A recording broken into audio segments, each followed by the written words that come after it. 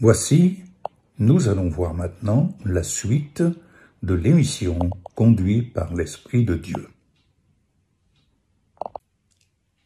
En qualité d'Église son aide semblable, venez avec moi dans la Genèse chapitre 24. Nous voyons, quand on suit fidèlement l'Esprit du Seigneur dans ce qu'il a préparé pour nous, n'est-ce pas? Eh bien, dans ce qu'il a préparé pour nous, nous sommes destinés à manifester notre fidélité et surtout à être attentifs à ce que l'Esprit de Dieu nous montre, nous témoigne en cours de route. C'est l'histoire du serviteur d'Abraham qui est envoyé par son maître, donc Abraham, pour aller chercher l'épouse destinée à être la femme d'Isaac. Et il est intéressant de voir ce serviteur. Il nous est dit dans Genèse 24, à partir du verset 10, le serviteur prit des chameaux parmi les chameaux de son seigneur et il partit, ayant à sa disposition tous les biens de son Seigneur. Bien.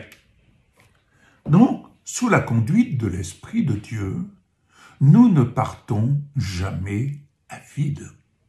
Le Seigneur nous assure ses provisions.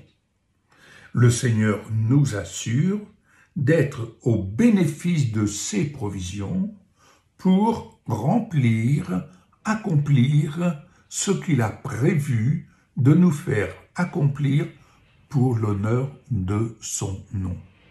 Ainsi, le serviteur va faire cette prière au verset 12, et il dit « Éternel, Dieu de mon Seigneur Abraham,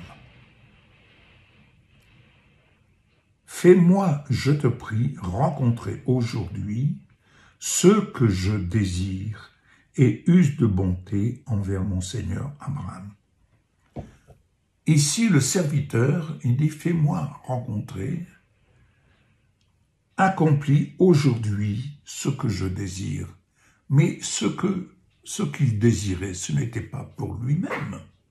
Ce qu'il désirait, c'était pour ce que son Seigneur Abraham lui avait confié comme mission.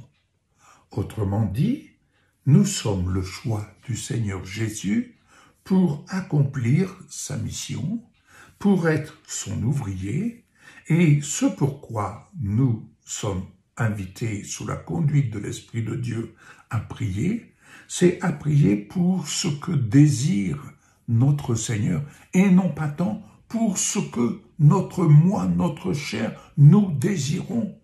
Ce n'est pas pour rien que Jésus a dit cette merveilleuse parole, recherchez le royaume de Dieu et sa justice, et toutes choses vous seront données en plus. Pourquoi dit-il cela? Parce qu'il est notre rémunérateur, mais l'ouvrier que nous sommes, et que chacun d'entre nous est, l'ouvrier fait d'abord son travail, et il reçoit sa rémunération. Mais le travail de l'ouvrier, c'est de désirer gagner, quand je dis gagner, obtenir, réussir pour la gloire de Jésus, comme ici le serviteur, sous la conduite de l'Esprit, vise à réussir. Et il demande ce que mon cœur désire, en définitive, c'est de réussir à remplir la mission que mon Seigneur me demande, et donc use de bienveillance à l'égard de mon Seigneur Abraham. Use de bienveillance, voilà la prière. Et c'est ainsi, il va dire ceci au verset 13, « Voici, je me tiens près de la source d'eau. » Oui, il faut se tenir près de la source, car, comme je l'ai dit, c'est nous qui portons, nous avons la grâce de porter le témoignage du Fils de Dieu, Jésus, le Christ glorifié. Nous sommes porteurs de son témoignage, et c'est ça qui est important. et porter son témoignage implique que nous apprenions à suivre l'Esprit de Dieu qui, lui, nous conduit de gloire en gloire, d'étape en étape, en vue de ce que Jésus a prévu. Il vient chercher son épouse, mais l'œuvre de l'Esprit est d'amener l'épouse, mais c'est à nous de parvenir, d'aller, de marcher jusque là où l'Esprit de Dieu nous donne rendez-vous. Je continue. Il dit, voici, je me tiens près de la source. Et il va dire ceci au verset 14, que la jeune fille à laquelle je dirai, prends ta cruche, je te prie, pour que je boive, et qui répondra, bois, et je donnerai aussi à boire à tes chameaux. Et c'est ainsi qu'il demande, sous l'inspiration de Dieu, il fait cette prière et il s'attend à rencontrer cette jeune fille destinée à être la femme qu'il va ramener vers son Seigneur pour le fils Isaac. Et c'est alors qu'il arrive. Il n'avait pas, verset 15, il n'avait pas encore fini de parler que sortit sa cruche sur l'épaule, Rebecca. Oui, cela signifie, pour cette femme, la cruche sur l'épaule. C'était le symbole du Saint-Esprit. Le symbole du Saint-Esprit qui était sur la cruche de cette femme. Et c'est à cela que le serviteur a reconnu, a identifié. Il a identifié la future épouse d'Isaac. Bien-aimé, lorsqu'il l'a rencontrée, si vous continuez de lire l'histoire, qu'est-ce qu'elle a fait, Rebecca? Eh bien, elle est partie et elle lui a donné à boire, pour lui et pour ses chameaux. Et il va aller à la rencontre de la famille. Et une fois qu'il va aller à la rencontre de la famille, il y a eu tous les palabres, il y a eu toutes les présentations.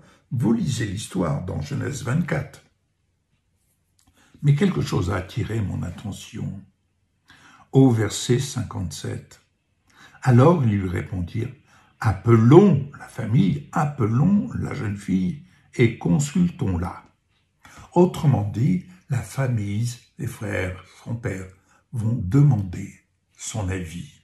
Ils vont demander son avis. C'est pas quelque chose qui lui est imposé. Allez, voilà, nous te la donnons, c'est tel que... Non, non, non.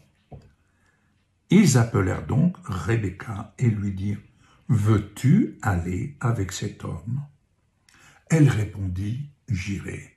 Voyez, quand les choses sont conduites par l'Esprit de Dieu, pour quel que soit le sujet,